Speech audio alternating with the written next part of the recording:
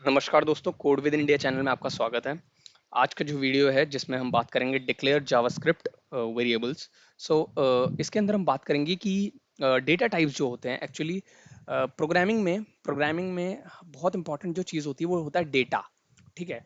Computer जो होते हैं, जो हार्डवेयर होते हैं, उन्हें डेटा चाहिए होता है। डेटा पे ही हर चीज़ का हर काम होता है। ठीक है। कंप्यूटर्स पे अगर कुछ काम करना है, कोई प्रोग्रामिंग करनी है, तो डेटा के बिना तो हो नहीं सकता। ठीक है। अब जो डेटा होगा वो जावास्क्रिप्ट में 8 डिफरेंट टाइप्स के डेटा टाइप्स होते हैं। डेटा टाइप्स का मतलब कि डेटा के जो टाइप्स हैं वो 8 टाइप के हैं, 8 प्रकार के हैं। ठीक है। कौन कौन से हैं? एक है अनडिफाइंड। ठीक है। नल। ठीक है। फिर Boolean, string, symbol, big int, number and object. तो देखो, अभी हम आगे आने वाले लेसन्स में देखेंगे ये सब क्या है इंडिविजुअली। बट बेसिक अगर मैं बात करूं, बेसिक बात करूं तो मैं नंबर की बात कर रहा हूं। तो नंबर एक डेटा टाइप है जिसका मतलब है नंबर, सिंपल। ठीक है। नंबर का क्या मतलब है कि 1 2 3 इस तरीके के, या फिर 1.2 1.3। सो ये सब क्या हो गए? ये सब हमारे नंबर्स हो गए। ठीक है। ये नंबर्स हैं हमारे।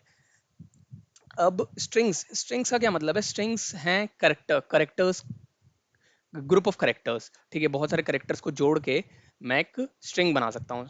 ठीक है। तो स्ट्रिंग का क्या मतलब, जैसे 1 2 डबल कोट्स में आप देख सकते हो, डबल कोट्स में 1 2 12 लिखा है, ये नंबर नहीं है, ये स्ट्रिंग है। क्यों स्ट्रिंग है? क्योंकि ये डबल कोट्स में है। ठीक है। ये डॉग है, डबल कोट्स में है। डबल या सिंगल कोट्स किसी में भी हो सकता है, बट ये स्ट्रिंग है। एंड 1 2 3 ये ग्रुप ऑफ कैरेक्टर्स हैं। यहाँ पे आप 1 2 का मतलब ये मत समझिए ये 12 है। ये 12 एज अ स्ट्रिंग है। ठीक है। ऐसा नहीं है कि अगर मान लेते हैं आप इस स्ट्रिंग को लें और फिर 1 इसमें जोड़ दें तो आपको 13 मिल जाएगा। 13 नहीं मिलेगा आपको, आपको कुछ और ही रिजल्ट मिलेगा क्योंकि ये स्ट्रिंग है।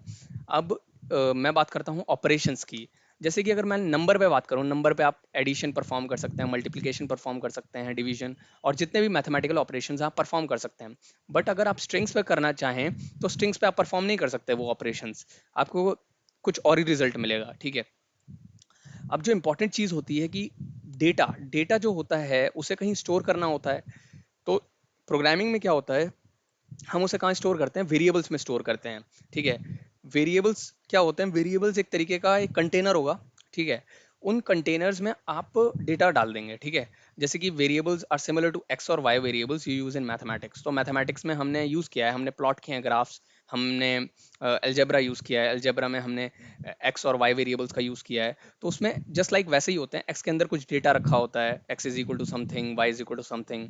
तो जस्ट लाइक वही कंटेनर होता है, उसके अंदर हम डेटा भर सकते हैं। अब डेटा कुछ भी हो सकता है। अब जैसे जावास्क्रिप्ट में 8 डेटा टाइप्स हैं, तो डेटा टाइप्स मतलब इतने टाइप के डेटाज हो सकते हैं, टाइप के डेटाज। अब डेटा में कुछ भी वैल्यू हो सकते हैं, मतलब डेटा कुछ भी हो सकता है। अब जैसे नंबर है, नंबर एक तरीके का डेटा टाइप है। अब इसकी वैल्यू कुछ भी हो सकती है। इस नंबर की मतलब 1 भी हो सकता है, 2 भी हो सकता है, 3 भी हो सकती है। अब हमें इन्हें किसी वेरिएबल में डालना है। For example x is equal to 2। ठीक है।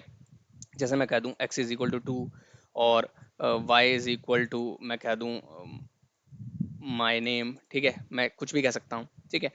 तो ये हो गए हमारे वेरिएबल्स। वेरिएबल्स क्या हो गए? वाई हो गए और एक्स हो गए, क्योंकि ये कंटेनर्स हैं, ये स्टोर कर रखे हैं इन सारे डेटा को। ठीक है। अब अब हम मेन बात करते हैं कि जावास्क्रिप्ट में वेरिएबल्स को किस तरीके से डिक्लेयर किया जाता है।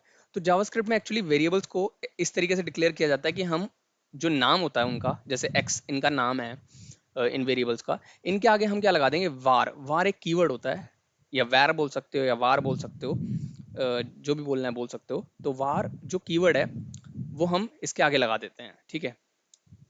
इसके आगे लगा दिया। अब यहाँ पे आप देख सकते हैं ब्लू कलर का आ रहा है। तो ये कीवर्ड है। ठीक है। और ये यूज होता है एक वेरिएबल को डिक्लेयर करने में। डिक्लेयर करने का मतलब कि हमने बता दिया कि भाई ये एक वेरिएबल है। ठीक है। तो var x is equal to 2 and var y is equal to my name. ठीक है। अब हम बात करते हैं हमारा चैलेंज क्या है। एक्चुअली इस चैप्टर को कंप्लीट करना है तो हमें हमें एक काम करना होगा। So use the var keyword to create a variable called my name. So हम वार कीवर्ड का यूज करेंगे। Var my name is equal to code with India. ठीक है। सो ये हमने ये क्रिएट कर लिया। Var my name is equal to code with India. Code with India जो है वो एक स्ट्रिंग है, करेक्टर्स हैं। करेक्टर सी एक करेक्टर है, ओ एक करेक्टर है, तो एक ग्रुप ऑफ करेक्टर्स हैं। तो ये एक स्ट्रिंग हो गई, और इसे मैंने माई नेम वेरिएबल में स्टोर कर दिया। एंड देन वार कीवर्ड से मैंने इसे डिक्लेयर कर दिया एज अ वेरिएबल। अगर आपको इसके बारे में पढ़ना है तो आप इसके बारे में यहाँ पे पढ़ सकते हैं। एंड हम इसे रन करके देखते हैं कि ओके। सो एक और चीज़ है यहाँ पे, हम मैं मेरे को बताना था कि सेमी कोलन, एक्चुअली जावास्क्रिप्ट पे कोई ज़रूरी नहीं होता कि आप सेमी कोलन यूज़ करें। जनरली एक जो एक स्टेटमेंट होती है, जैसे ये एक स्टेटमेंट है, ठीक है, एक लाइन लिखी आपने, ये पूरी एक स्टेटमेंट हो गई, ठीक है।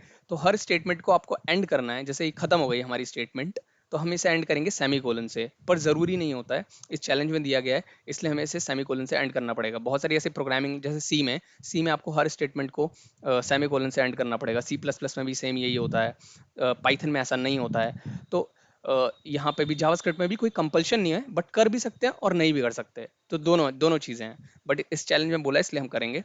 सो my name with var keyword ending with a semicolon, so I have done that.